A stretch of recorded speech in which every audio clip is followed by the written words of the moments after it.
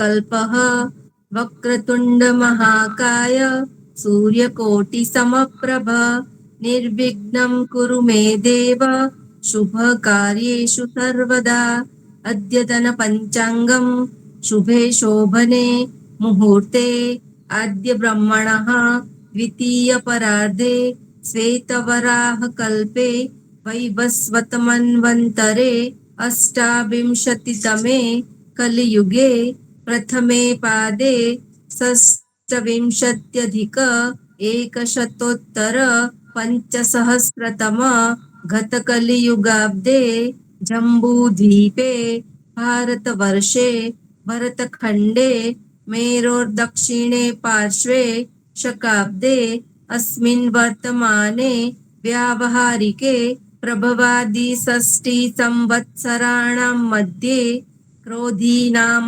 संवत्सरः दक्षिणायनं वर्षा ऋतुः ज्येष्ठमासः शुक्लपक्षः चतुर्थी तिथिः पूजवासरः श्रवणनक्षत्रं वैधृति योगः बालवकरणम् आज 25 जून 2024 तिथेश्च श्रियमाप्नोति वारादायुष्यवर्धनम् नक्षत्राधरते पापं योगाद्रोगनिवारणं करणात् कार्यसिद्धिश्च पञ्चाङ्गफलमुत्तमम् सर्वेषां शुभमस्तु सरस्वती नमस्तुभ्यं वरदे कामरूपिणी विद्यारम्भं करिष्यामि सिद्धिर्भवतु मे सदा।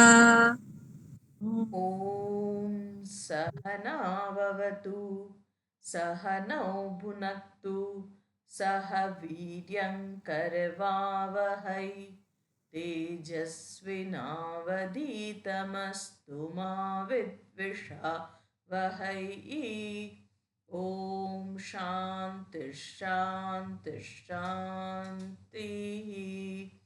सर्ववेदान्तसिद्धान्त गोचरं तमगोचरं गोविन्दं परमानन्दं सद्गुरुं प्रणतोऽस्म्यहम्।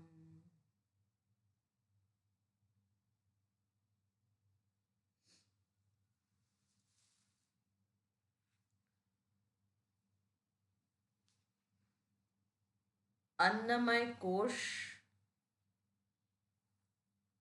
હું નથી, પ્રાણમય કોશ હું નથી.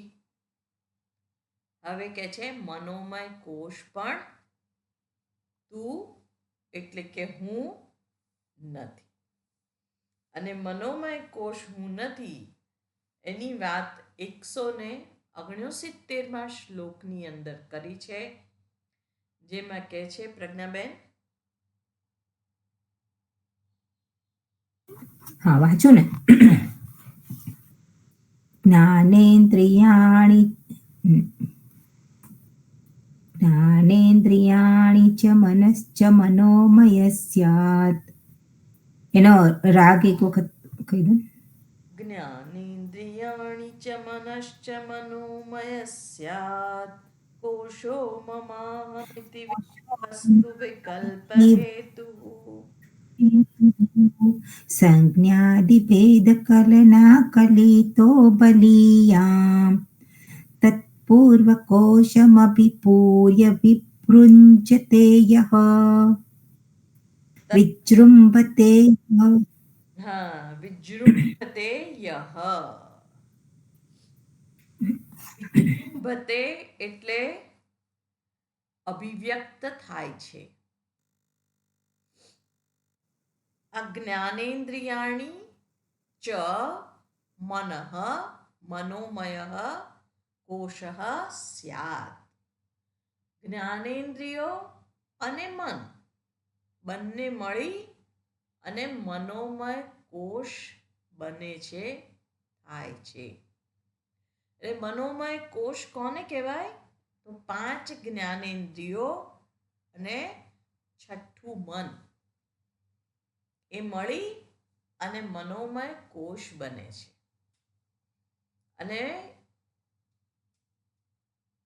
શ્રવણેન્દ્રિય જ્ઞાનેન્દ્રિયો કઈ કઈ છે? સ્પર્શેન્દ્રિય, શ્રવણેન્દ્રિય, પછી ચક્ષુરેન્દ્રિય, હમ, અ, ચક્ષુરેન્દ્રિય, સ્ત્રોત્રેન્દ્રિય હા અને ઘ્રાણેન્દ્રિય. હા, એક રહી હજુ. સ્પર્શેન્દ્રિય, પછી સ્પર્શેન્દ્રિય, રસનેન્દ્રિય, રસનેન્દ્રિય હા રહી ગઈ. હા હા, રસનેન્દ્રિય. આ 5 જ્ઞાનેન્દ્રિયો છે. પણ જ્ઞાનેન્દ્રિયો એ માત્ર ને માત્ર રિપોર્ટર છે. એ રિપોર્ટ આપવાનું કામ કરે છે. કેવી રીતે? જે વસ્તુ છે એનું એ જ્ઞાન કરાવડાવે. પણ જ્ઞાનનું જે સંવેદન કેન્દ્ર છે, સંવેદન બિંદુ છે, એ મનમાં આવેલું છે. એ જ્ઞાનેન્દ્રિયોમાં નથી આવેલું. એટલે જ્ઞાનેન્દ્રિયો જે છે એના દ્વારા જ્ઞાન થતું નથી. આપણને એવું લાગે કે જ્ઞાનેન્દ્રિયો દ્વારા જ્ઞાન થાય છે. જ્ઞાનેન્દ્રિયો દ્વારા તો ખાલી માહિતી, અને તે પણ કેવી રીતે થાય છે, તો બહુ ઇન્ટરેસ્ટિંગ પ્રોસેસ છે. જે ચૈતન્ય છે એ મન દ્વારા, જેને ચિત્ત કહેવામાં આવે છે, એના દ્વારા, દાખલા તરીકે ઘટ છે, તો એ વસ્તુના જે આકાર છે એને એ વૃત્તિ વ્યાપે છે. ચૈતન્ય છે, પણ શુદ્ધ ચૈતન્ય મન પર આરૂઢ થઈને ચિત્ત બને છે. અને એ ચિત્ત જે છે એ જ્ઞાનેન્દ્રિયના માધ્યમથી પ્રવાહિત થઈ અને ઘટ, જે પદાર્થ છે, કોઈ પણ પદાર્થ, એને વ્યાપે છે. એને વૃત્તિ વ્યાપ્તિ કહેવામાં આવે છે. એ પદાર્થની વૃત્તિ મારા મનમાં જ્ઞાનેન્દ્રિયો દ્વારા એ બહાર જાય છે. એ પદાર્થની નોંધ કરે છે. પણ નોંધ થાય છે ક્યાં? એ વૃત્તિ વ્યાપ્તિ થાય છે ક્યાં? મનમાં થાય છે. અને પછી ફલ વ્યાપ્તિ થાય છે. એટલે એ ફળ સ્વરૂપે જ્ઞાન, કે આ ઘડો છે, એટલે આ ઘડો છે, આ ખુરશી છે, આ ટેબલ છે, એવું જ્ઞાન મને થાય. એમાં આ વૃત્તિ વ્યાપ્તિ અને ફલ વ્યાપ્તિ બંને ઘટના ઘટે છે. એટલે અહીંયા આગળ સરસ કહેવામાં આવે છે કે ચિત્તમ ચિત્તુ વિજાનીયાત તકારમ રહિતસ્તદા. જે ચિત્ત છે તે ચિત્ત જ છે. એને તું ચિત્ત જાણ.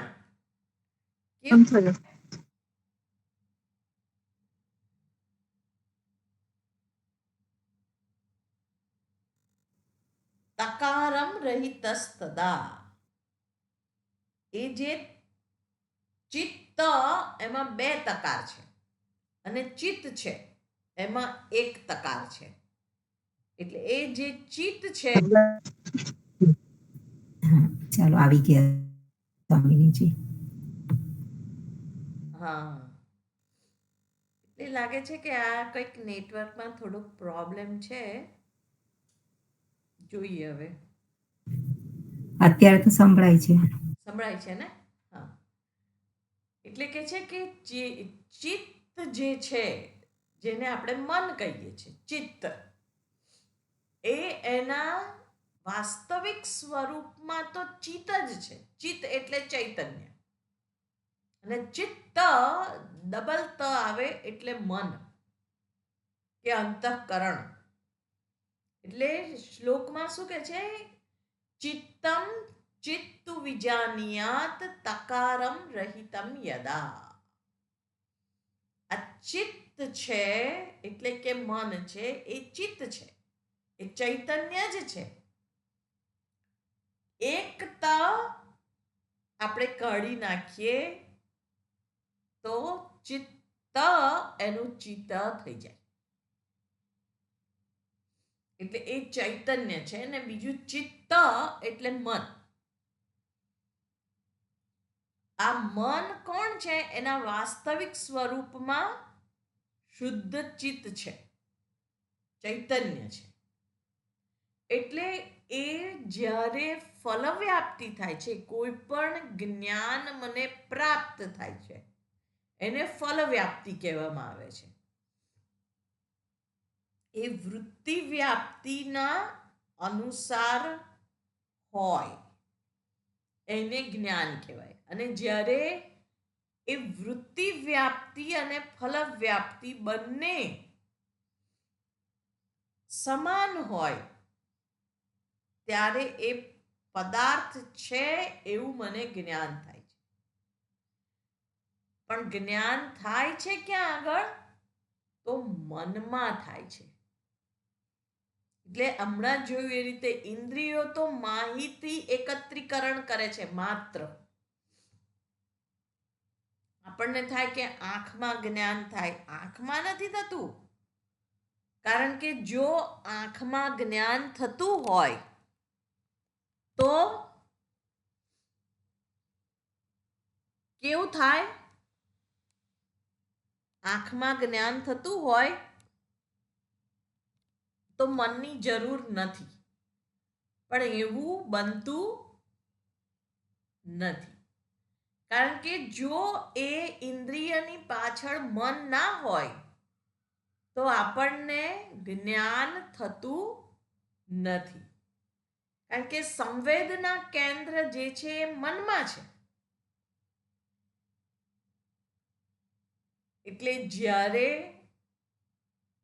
આપણે કંઈક જતા હોઈએ છીએ અને આપણને વસ્તુ દેખાતી હોય,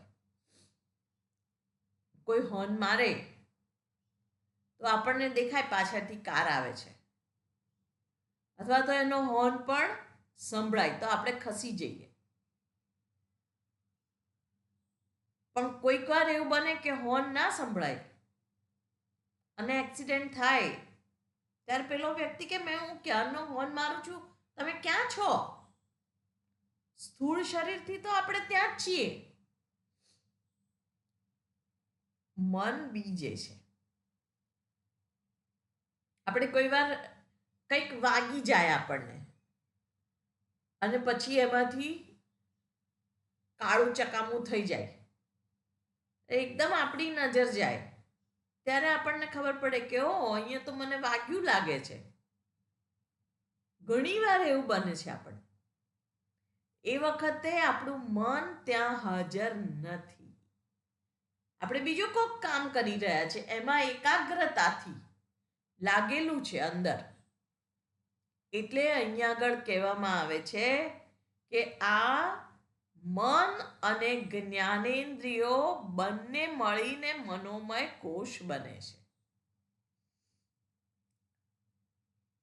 અને મન ઉપલબ્ધ નથી તો ઇન્દ્રિયજન્ય જ્ઞાન સંભવિત થતું નથી. એટલે ઇન્દ્રિયો સ્વતંત્ર રૂપથી કોઈ જ્ઞાનને ગ્રહણ કરી શકતી નથી. જ્યારે મન એ જ્ઞાનેન્દ્રિય દ્વારા કોઈ વસ્તુ સુધી પહોંચે છે અને એ વસ્તુનો આકાર એ ધારણ કરે છે અને જ્ઞાન થાય છે કે આ ઘટ છે. પછી અહીંયા આગળ કહે છે કે આ જે મનોમય કોષ છે એમાં મમ અને અહમ એ બંને અને અનેક પ્રકારના વસ્તુ ભેદનું પણ જ્ઞાન જે થાય છે એનું કારણ આ મનોમય કોષ છે. મમ એટલે કાલે આપણે જોયું હતું મારું, અને અહમ એટલે હું. એટલે આ હું છું અને એને લગતું સંલગ્ન જે કંઈ છે એ બધું મારું છે, એવું જ્ઞાન આ મનોમય કોષને લીધે થાય છે. અને એ પણ આપણે વિસ્તારથી ગઈકાલે જોયું કે જેને હું કહું છું એ આ સ્થૂળ શરીર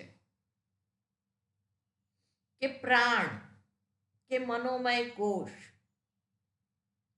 એટલે એ બધું જ કેવું છે?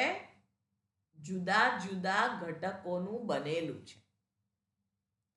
એ અનિત્ય છે, જડ છે, એટલે એ હું હોઈ શકે નહીં.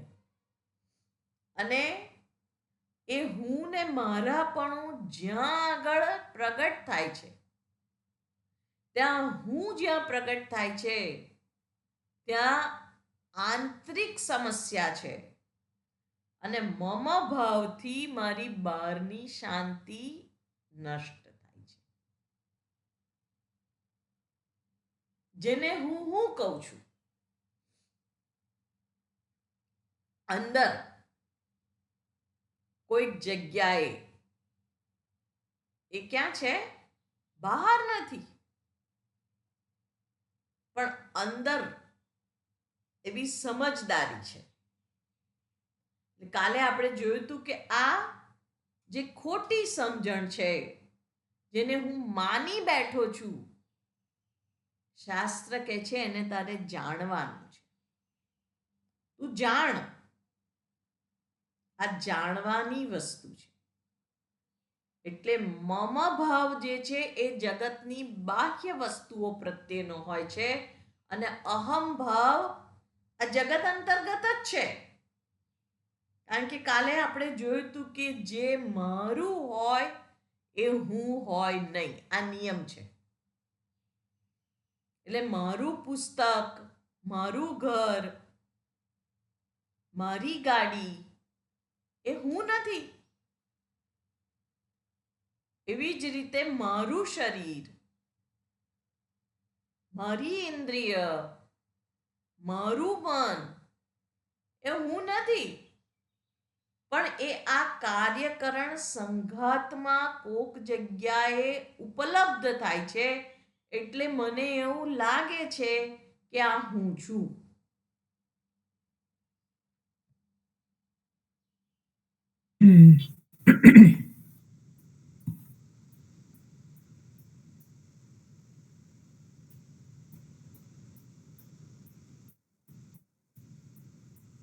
સંભળાય છે હવે?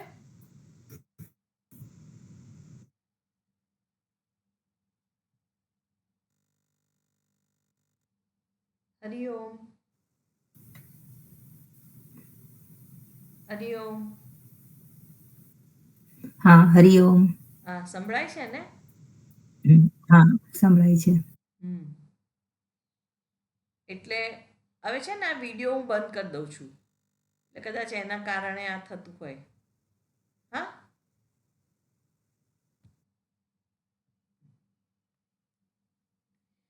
એટલે આ જે મમ એ બહારની વસ્તુઓ છે. આ શરીરમાં પણ મમ ભાવ છે, મારું શરીર એવું કહીએ છીએ આપણે, મારું મન, મારી ઇન્દ્રિયો એવું કહીએ છીએ. પણ એ આ હું જેને કહું છું એમાં કંઈક ઉપલબ્ધ થતી હોવાના કારણે એની સાથે ભ્રમવશાત આ હું છું એવું આપણે નક્કી કરી લઈએ છીએ, અને એને જ અધ્યાસ કહેવામાં આવે છે. કે આ ભ્રમયુક્ત જ્ઞાન છે, સત્ય નથી.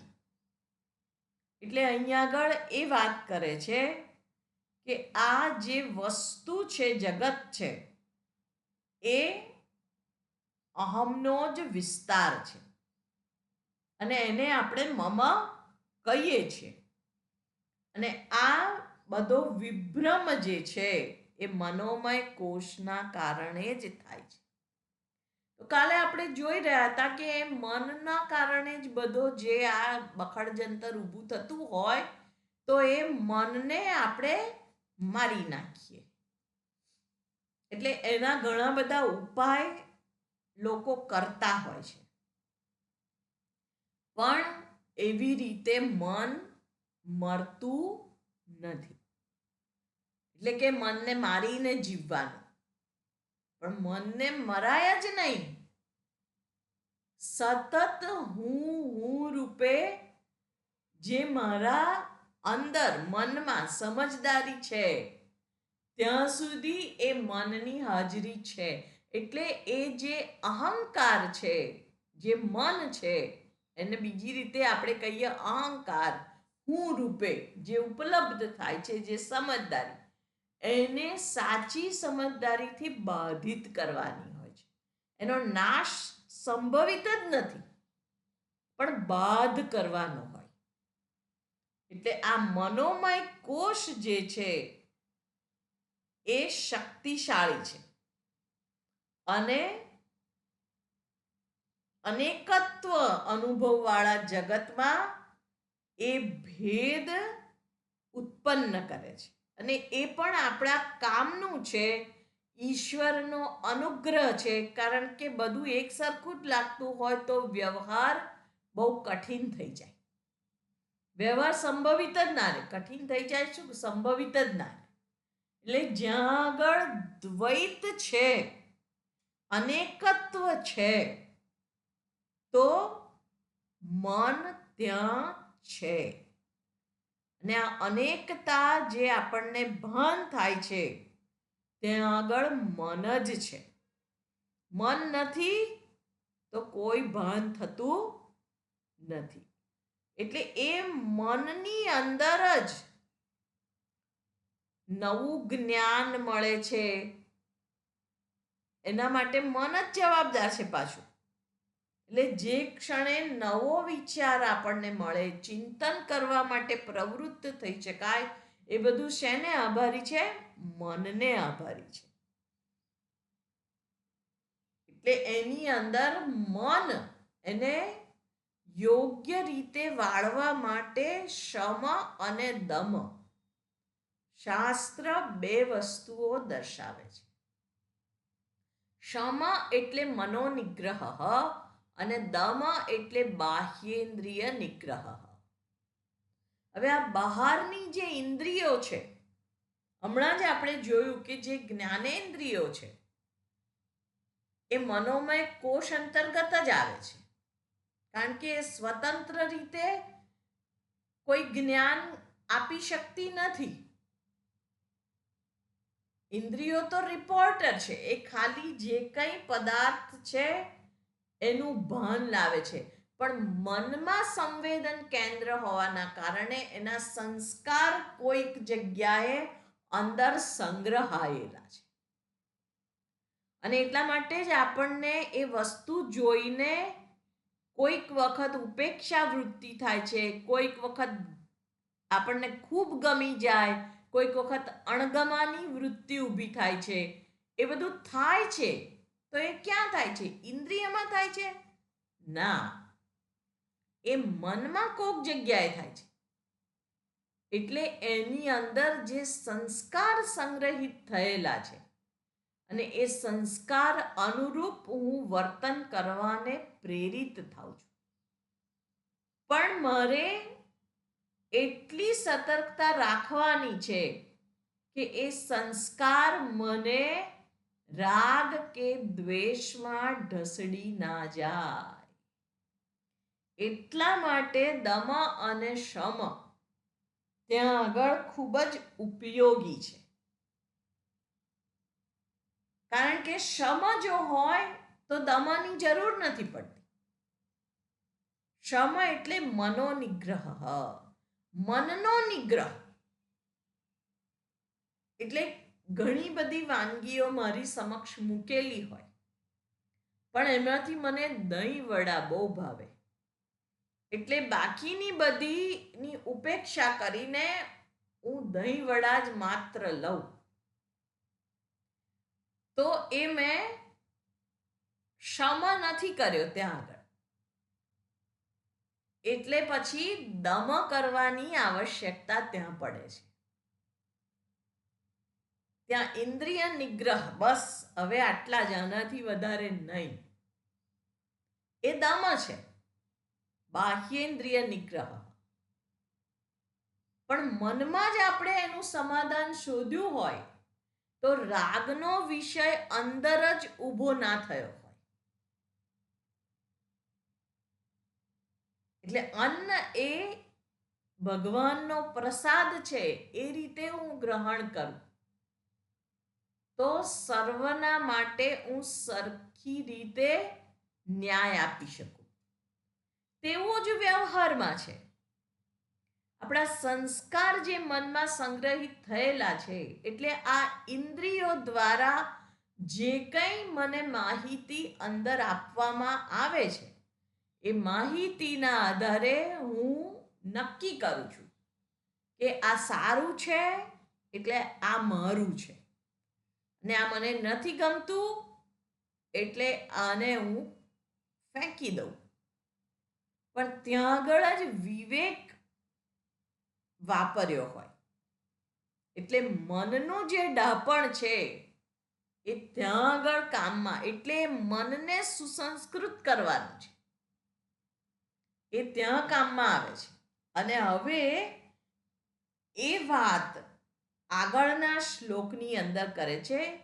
170મા શ્લોકની અંદર ભાવિની બેન,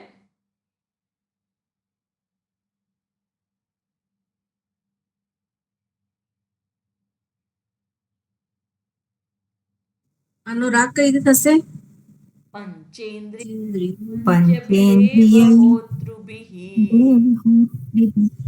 પંચેન્દ્રિયૈ પંચ પંચભિરેવ હોતૃભિઃ પચીયમાનો વિષયાજ્ય ધારયા જાજ્વલ્યમાનો જાજ્વલ્યમાનો વાસનેન્ધનૈ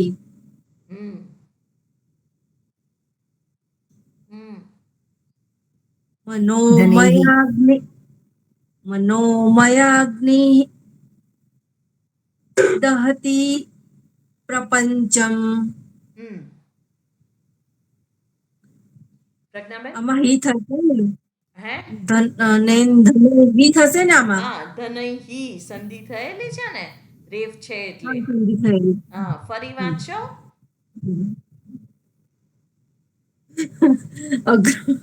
અઘરું પડે. વાંચું. હા, પ્રજ્ઞાબેન વાંચે છે. હા, પંચેન્દ્રિયૈ પંચભિરેવ હોતૃભિઃ પ્રચીયમાનો વિષયાજ્ય ધારયા જાજ્વલ્યમાનો બહુવાસનેન્ધનૈઃ મનોમયાગ્નિર્દહતિ પ્રપંચમ. અહીંયા આગળ કે છે પંચેન્દ્રિયૈ પંચભિઃ એવ હોતૃભિઃ પ્રચીયમાનઃ વિષય આજ્ય ધારયા જાજ્વલ્યમાનઃ બહુવાસનેન્ધનૈઃ મનોમયાગ્નિર્દહતિ પ્રપંચમ. પંચેન્દ્રિયૈ એટલે પંચ જ્ઞાનેન્દ્રિયૈ, પાંચ જ્ઞાનેન્દ્રિયો દ્વારા, પંચભિઃ એટલે પાંચ વડે, એવ જ હોતૃભિઃ એટલે હોતા દ્વારા, પ્રચીયમાન એટલે પ્રચુર્ય માત્રામાં એટલે વૃદ્ધિ પામેલો, વિષયા આજ્ય ધારયા વિષય રૂપી ઘીની ધારાથી જાજ્વલ્યમાન પ્રજ્વલિત બહુવાસના ઇંધનૈ, ઘણી બધી વાસના રૂપી ઈંધનથી મનોમય અગ્નિ, મનોમય કોષ રૂપી અગ્નિ વહતી ધારણ કરે છે પ્રપંચમ, એટલે પંચ પંચ પ્રપંચ, જે પાંચથી બનેલું છે એને પ્રપંચ કહેવામાં આવે છે. અને પાંચ શું છે? પાંચ મહાભૂતો, જેનું પંચીકરણ થયેલું છે, એટલે એ સ્થૂળ બનેલા છે. અને એને સ્થૂળ પાંચ મહાભૂતોથી બનેલું એ શું છે? જગત. આ જગત જે છે, જેને આપણે પ્રપંચ પણ કહીએ છીએ, એ પ્રપંચ આ પાંચ મહાભૂતોથી બનેલું છે. એટલે આ ભૌતિક જગત. એટલે શું કહે છે? પંચેન્દ્રિય, પાંચ જ્ઞાનેન્દ્રિય રૂપી પાંચ હોતાઓ દ્વારા અપાતી વિષય રૂપી ઘીની આહુતિઓ દ્વારા વૃદ્ધિ પામેલો અને અનેકાનેક વાસના રૂપી ઈંધનથી પ્રજ્વલિત થતો આ મનોમય કોષરૂપી અગ્નિ સંપૂર્ણ દ્રશ્ય પ્રપંચને ધારણ કરે છે. અહીં આગળ શંકરાચાર્યજી મનોમય કોષને સમજાવવા માટે કર્મકાંડમાં જે આપણે યજ્ઞ કરીએ છીએ એ યજ્ઞનું રૂપક આપે છે. અને શું કહે છે? વૈદિક કાળમાં અને અત્યારે પણ જ્યારે આપણે યજ્ઞ યાગાદિ કરીએ છીએ ત્યારે સૌ પ્રથમ શું કરીએ છીએ? હવન કુંડ તૈયાર કરીએ છીએ અને પછી એમાં અગ્નિ પ્રજ્વલિત કરવામાં આવે છે. પહેલા અરણી મંથનથી યજ્ઞ માટેનો અગ્નિ પ્રજ્વલિત કરતા હતા. અરણી મંથન એટલે એ એક લાકડું હોય કે જે ગોળાકાર નીચે હોય, બીજું લાકડું એની ઉપર મૂકેલું હોય ને બંનેને ઘર્ષણ કરી અને અગ્નિ પ્રગટાવવામાં આવતો. પણ પહેલા અગ્નિ પ્રગટાવવામાં આવે અને પછી શું થાય? એ યજ્ઞની વેદીમાં ઈંધણ નાખીને અગ્નિને પ્રજ્વલિત કરવામાં આવતો.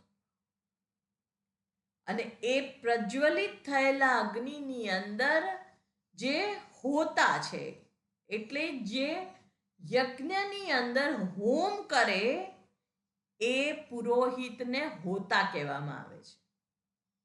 એટલે એ હોતા આહુતિ અર્પણ કરે, મંત્રોચ્ચારણ કરતા કરતા અને ઘી વગેરેની આહુતિ આપે. હવે જેમ જેમ ઘીની આહુતિ આપણે આપીએ તેમ તેમ શું થાય? અગ્નિની જ્વાળા વધુ ને વધુ ઉપર ઉઠે. એટલે કર્મકાંડના બધા જ આ હોમ, યજ્ઞ વગેરે આ રીતે થાય. એટલે જે અહીંયા આગળ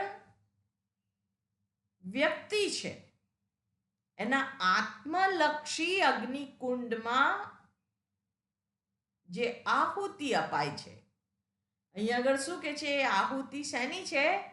તો કે છે કે પંચેન્દ્રિયૈ પંચભિઃ એવ હોતૃભિઃ. આ પાંચ ઇન્દ્રિયોની અંદર પાંચ વિષયો રૂપી આહુતિ અપાય છે. એટલે શબ્દ, સ્પર્શ, રૂપ, રસ, અને ગંધ. ગંધ.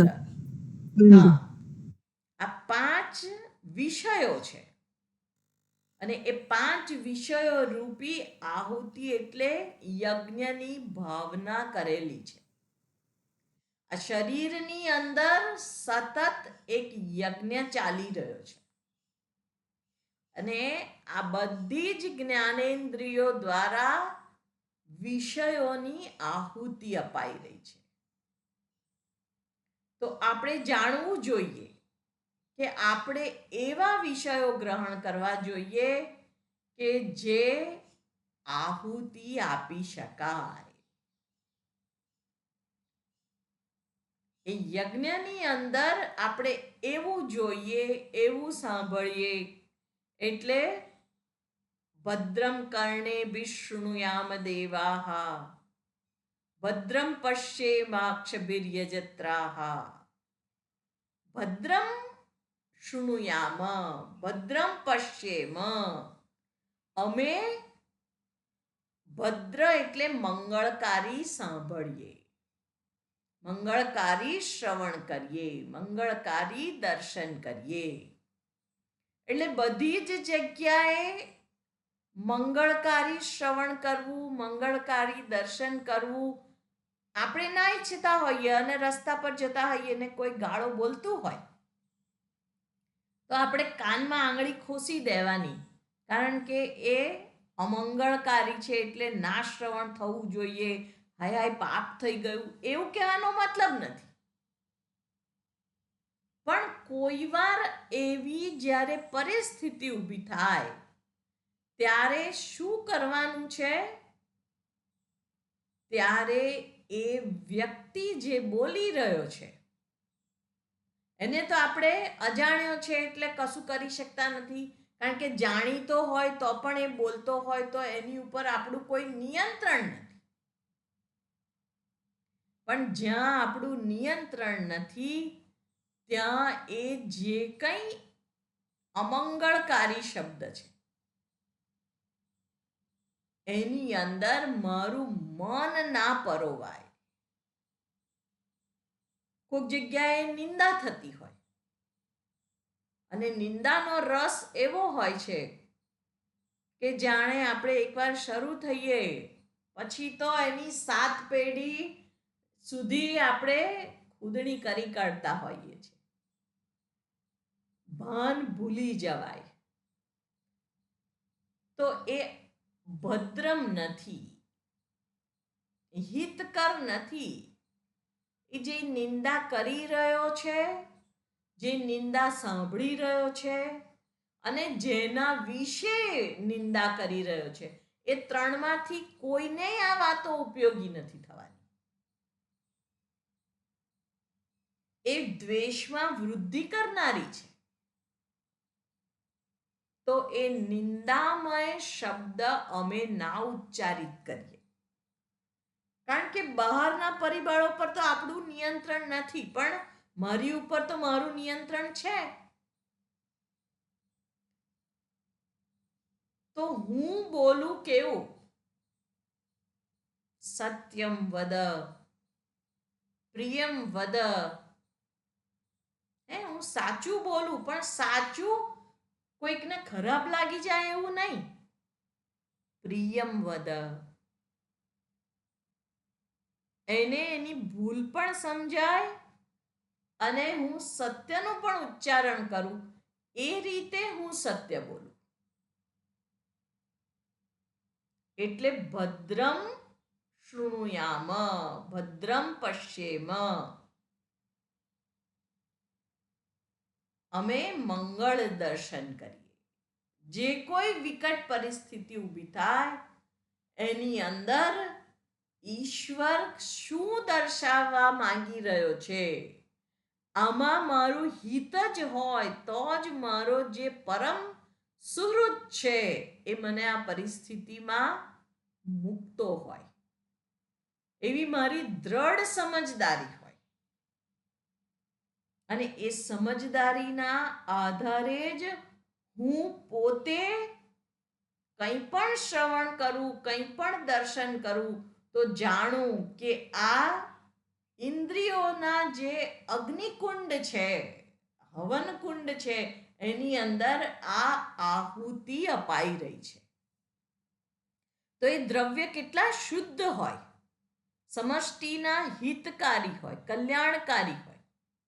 ભોપાલની અંદર જ્યારે ગેસ દુર્ઘટના થઈ હતી ત્યારે સમાચાર આવ્યા હતા કે એક કુટુંબ જ્યાં આગળ નિત્ય અગ્નિહોત્ર કર્મ થતું હતું, હવે અગ્નિહોત્ર કર્મ ખાલી 2 કે 3 દેવતાને આહુતિ આપવાનું એક 2 મિનિટનું પણ કર્મ નથી, પણ નિયમિત રીતે એ કરતા હતા તો એ ઘરની અંદર આ ઝેરી વાયુની કોઈ અસર ના થઈ.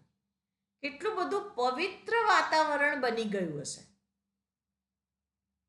તો આ યજ્ઞ કરવામાં આવે ત્યારે વાતાવરણ એક પવિત્ર જે નિર્માણ થતું હોય છે, તેવી જ રીતે આ શરીરની અંદર આ ઇન્દ્રિયોમાં વિષયો રૂપી યજ્ઞમાં આહુતિ અપાઈ રહી છે.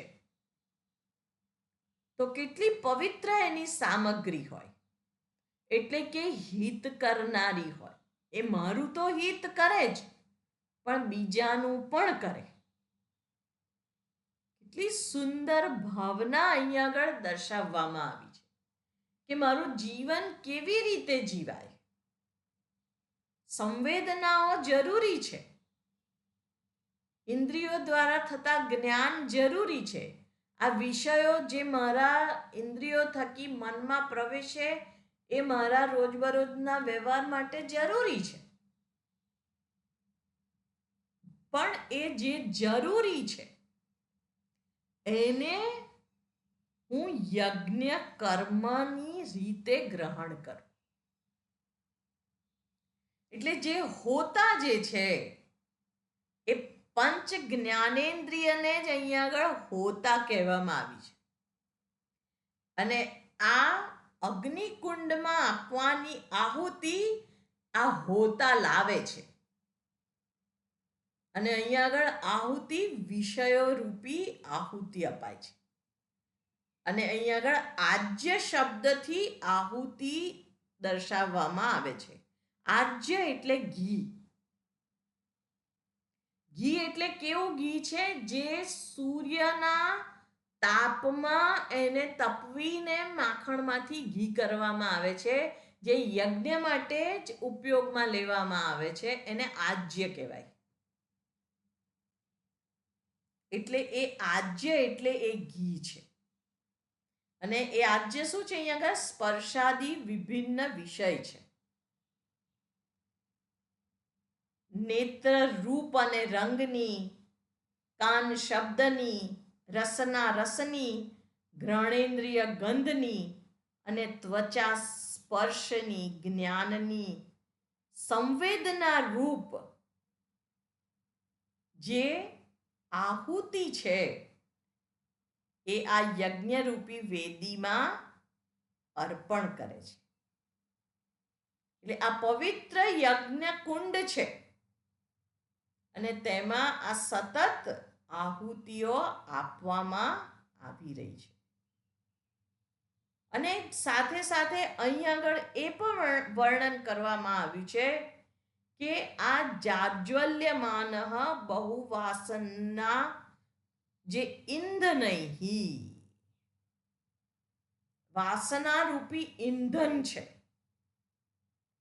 એટલે આ અગ્નિ માટે જે ઈંધણ છે, બળતણ છે, એ વાસનાઓ છે. અને એ વાસનાઓ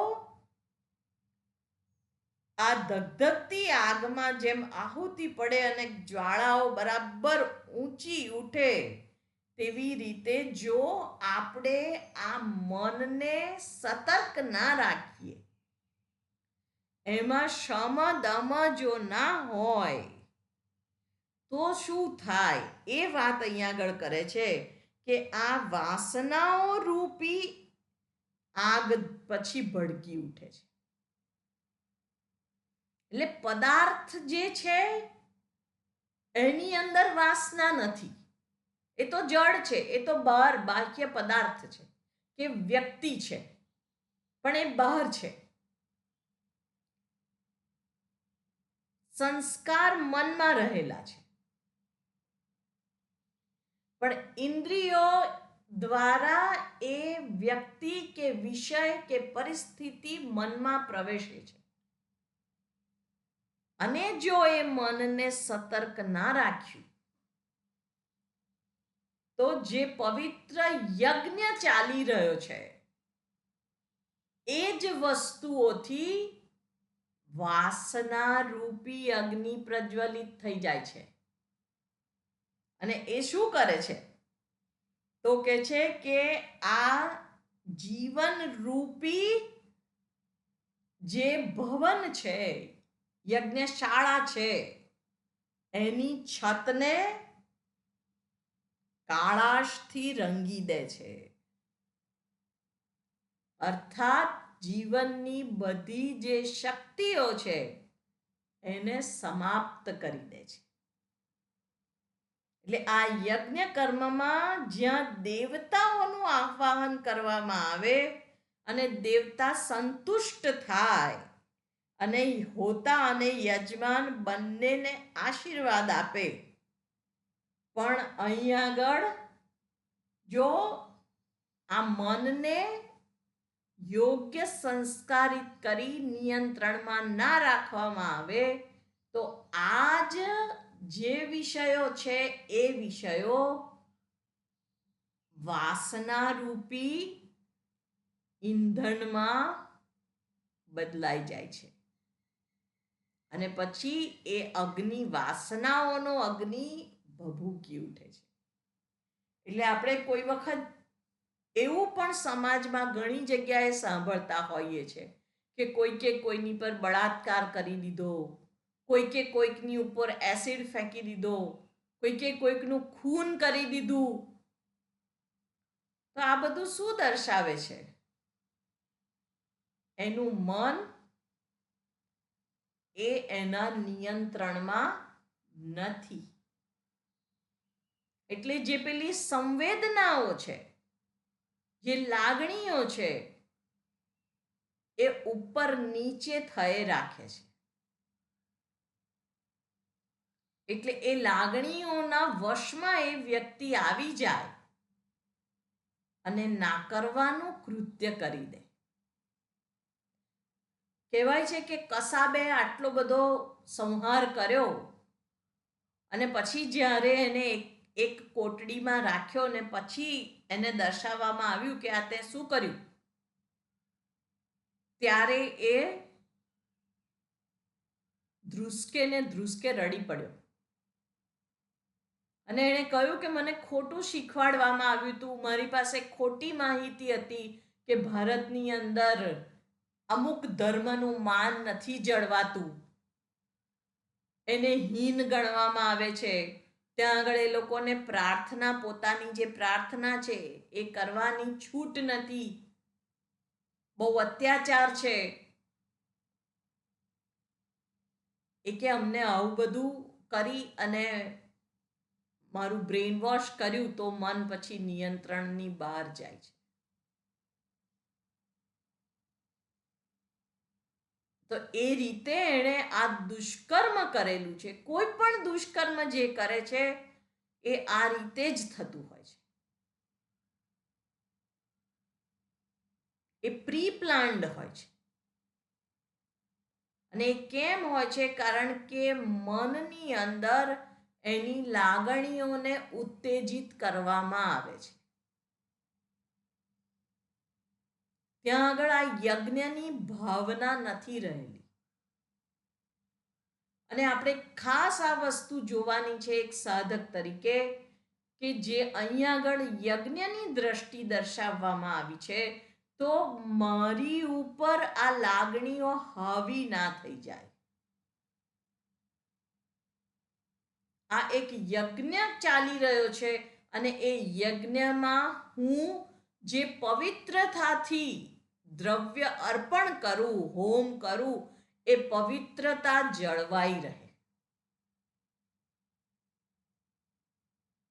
ખરેખર યજ્ઞની વેદીની અંદર જેમ હોમ થાય મંત્રોચ્ચારણ સાથે, એટલે આપણે ત્યાં આગળ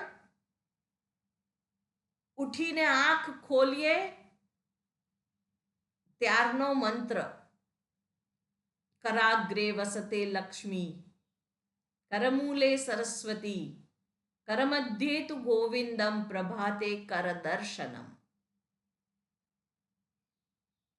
જમતી વખતે બ્રહ્માર્પણમ બ્રહ્મ હવિહિ, બ્રહ્માગ્નૌ બ્રહ્મણાહુતમ. આ બધું બ્રહ્મ છે. આ ભોજન બ્રહ્મ છે, ભોજન કરનારો બ્રહ્મ છે, જેમાં આહુતિ અપાઈ રહી છે એ બ્રહ્મ છે. સાંભળતી વખતે ભદ્રમ કર્ણેભિઃ શૃણુયામ દેવાઃ, ભદ્રમ પશ્યેમાક્ષભિર્યજત્રાઃ, સ્થિરૈરંગૈઃ સ્તુષ્ટુવાગુંસસ્તનૂભિઃ વ્યશેમ દેવહિतं યદાયુ. સર્વના મંત્ર છે એને ગ્રહણ કરતી વખતે. કેમ કે આપણું મન બીજી કોઈ જગ્યાએ હોય, ભટકતું હોય, તો ત્યાંથી એકાગ્ર થઈ અને આ જે યજ્ઞ ચાલી રહ્યો છે એની અંદર એ લીન થાય. એટલે અહીંયા આગળ સુંદર આ મનોમય કોષને સમજાવવા માટે વૈદિક કર્મનું દ્રષ્ટાંત અહીંયા આગળ શંકરાચાર્યજી આપી રહ્યા છે. એટલે અહીંયા આગળ પંચેન્દ્રિયૈ પંચભિઃ એવ, પંચભિઃ એટલે પંચ જે વિષયો જે છે એની વાત કરે છે. હોતૃભિઃ, એ હોતા વડે જે પ્રજ્વલિત થયેલો જે અગ્નિ છે એમાં એનો હોમ કરવામાં આવે છે. અને જો એ રીતે ના કરવામાં આવે તો આ જે બહુવાસના ઇંધનૈ મનોમયાદ અગ્નિ દહતી, આ અનેક વાસનાઓ રૂપી ઈંધણ જે છે એનાથી જાજ્વલ્યમાન, એનાથી પ્રજ્વલિત થયેલો અગ્નિ એ આ મનોમય કોષને એના વિવેકમાંથી દૂર કરી દે છે, વિવેકને બાળી નાખે છે. એટલા માટે સતત આ જે મનના વિચાર, જે સંકલ્પ અને જે વાસનાઓના કારણે વિક્ષેપના રૂપમાં પણ અભિવ્યક્ત થાય છે એને આપણે અટકાવી શકીએ. અને એ વિક્ષેપ જે આ જગતના કર્મના રૂપમાં અભિવ્યક્ત થાય છે, એ કર્મના રૂપમાં અભિવ્યક્ત થાય એની પહેલા દમ રૂપી લગામ લગાવેલી હોય. એટલે જ્યારે કઠોપનિષદની અંદર કહેલું છે કે આ ઇન્દ્રિયાણી હયાનાહુઃ વિષયાંસ્તેષુ ગોચરાન આત્મેન્દ્રિય મનોયુક્ત ભોક્તેત્યાહુર મનીષિણઃ. આ ઇન્દ્રિયો રૂપી ઘોડા છે, વિષયો રૂપી એના રસ્તા છે, અને મન રૂપી લગામ છે. આ જે ભોક્તા છે એ મનરૂપી લગામ જ્યાં સુધી હાથમાં છે ત્યાં સુધી ઇન્દ્રિયોને ક્યાં બ્રેક મારવી, ક્યાં જવા દેવી, એ આપણા હાથની વાત છે. અને એ આપણે સતર્કતા પૂર્વક જીવન જીવી અને આ સતત જે યજ્ઞ ચાલી રહ્યો છે એની અંદર આપણી આહુતિ આપવી એ આપણા માટે ઉન્નતિકારક છે. અને આપણા શાસ્ત્રની અંદર વ્યક્તિની ઉન્નતિ દ્વારા સમાજની ઉન્નતિની વાત કરેલી છે. એટલે નૈતિક મૂલ્યો જેટલા આપણા ઊંચા એટલી આપણી આધ્યાત્મિક ઉન્નતિ પણ તત્કાળ થાય છે.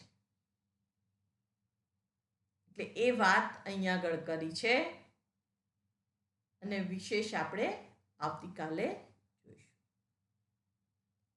ઓમ પૂર્ણમદઃ પૂર્ણમિદં પૂર્ણાત પૂર્ણમુદચ્યતે પૂર્ણસ્ય પૂર્ણમાદાય પૂર્ણમેવાવશિષ્યતે. ઓમ શાંતિ શાંતિ શાંતિ. હરિ ઓમ શ્રી ગુરુભ્યો નમઃ હરિ ઓમ